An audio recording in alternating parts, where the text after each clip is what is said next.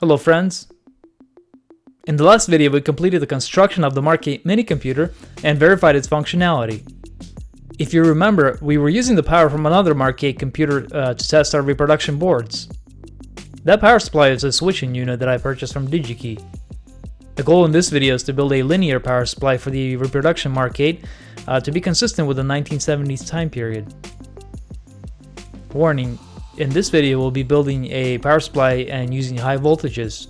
Take great care when working with high voltages since it can be dangerous. Let's start with the design of the power supply circuit. In KiCad, I drew up a fairly basic dual power supply unit which outputs positive 5 volts and negative 9 volts DC. The 110 volt AC power goes through a transformer that outputs 24 volt AC. We're using a sinter tap transformer to give us an RMS voltage of positive 12 volts and negative 12 volts AC. The next stage converts the AC voltage to DC voltage by using a full wave rectifier. If we look at our oscilloscope, we can see the resultant voltage is a rough square wave. The next thing we want to do is to clean up the wave so that the square wave is more stable, and fill in the holes that are caused by the rectification. We can do this with large capacitors. In this case, we're using two 4700 microfarad capacitors on the positive 5 volt line and two 2000 microfarad capacitors on the negative 9 volt line. Now the oscilloscope is showing a much better DC wave. With the DC wave cleaned up, we then feed it through the voltage regulators to get positive 5 volts on the 5 volt line and negative 9 volts on the 9 volt line. The voltage is determined by the resistors used.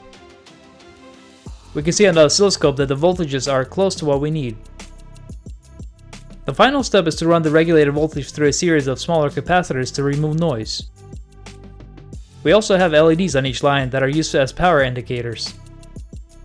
There's still a little bit of noise in the line, but it may be due to the circuit layout on the breadboard. I hope this will be resolved once the circuit is built on an actual PCB. I designed the PCB in KiCad using the circuit shown previously. The layout tries to be consistent with the 1970s style power supply. I sent the Gerber file to a fabricator and received the PCB in the mail. This is what it looks like. I'll have a few of these boards listed for sale at www.kalinchuk.com if anyone's interested. I'll also include the Gerber file in the description if someone wants to fabricate it themselves. Let's assemble it and test it out. I'll use the parts list and parts layout sheet during assembly.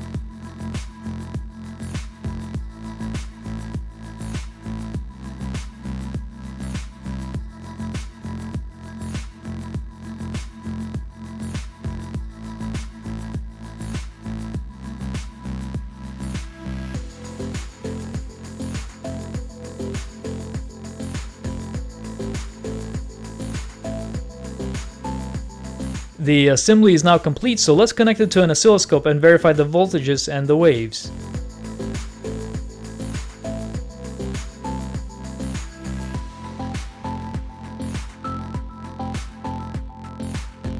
It appears to show the correct voltage of positive 5 volts and negative 9 volts. I would like to power the reproduction Mark-8 using this power supply, but first I want to make a note of warning.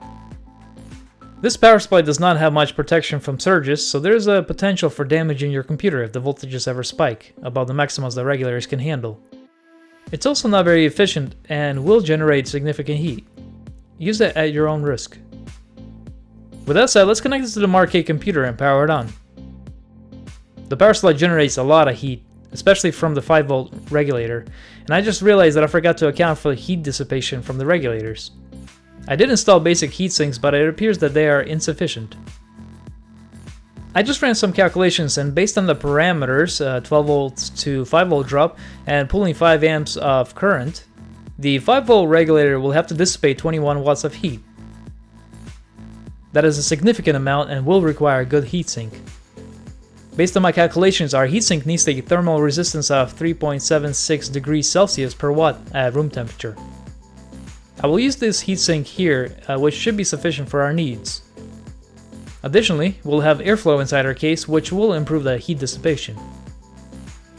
If the input voltage is higher, for example 18 volts, which is the case for me, the heat generation will also be higher. The negative 9 volt line needs a heatsink with thermal resistance of 20.22 Celsius per watt, so the one that we have already installed should be sufficient, but I will install a larger heatsink on it just in case. Let's change out the heatsinks and reconnect the power supply to the Mark-8 for testing. In retrospect, I think we could have designed the power supply to have the regulators attached to the case walls for heat dissipation. The one problem with that is that the two regulators have different pinouts, and will create a short if the regulator cases are connected together. We'll consider different options for version 2.0. I added an additional resistor on R5. This is to lower the resistance slightly to 230 ohm to increase the voltage slightly on the negative 9 volt line. I also had to reposition the small electrolytic capacitors to get the heatsinks to fit. Keep in mind that if you're using this PCB, you will have to do the same thing or use a different heatsink. Version 2.0 of this PCB will have a different layout to accommodate larger heatsinks. Okay, let's power on the Mark-8 and try running a program on it.